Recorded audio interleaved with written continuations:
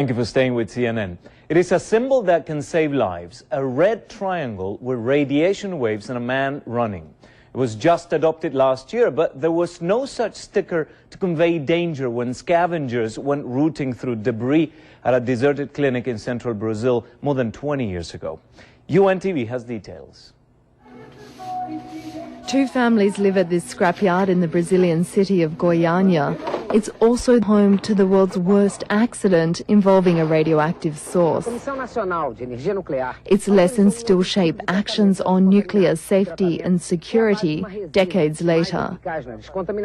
It started in September 1987 when scrap dealers pillaged and then sold a metal canister from an abandoned medical clinic.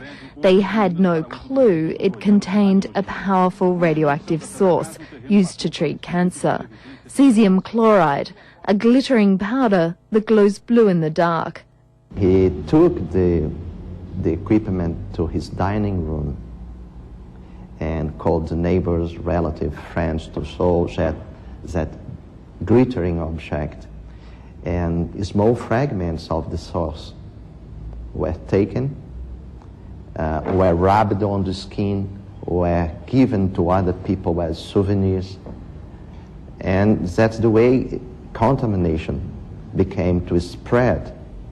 The powdery cesium spread undetected for over 2 weeks. Almost 250 people were contaminated. 4 died in the first month, including a little girl that lived here.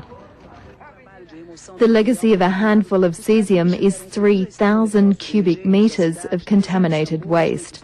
It's buried here. Goiania's plight brought global change. The International Atomic Energy Agency introduced rigorous safety standards for sources. Brazil now requires that each and every source is licensed for lifetime tracking to final disposal. Certainly, the public and the environment are better protected now than 20 years ago. Lessons were learned in Goiânia, but worldwide radioactive sources are still dumped and lost.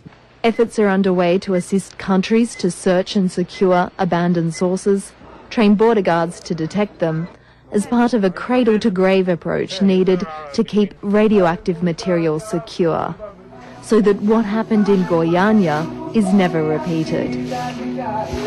For UN Television, this is Kirsty Hansen for CNN World Report.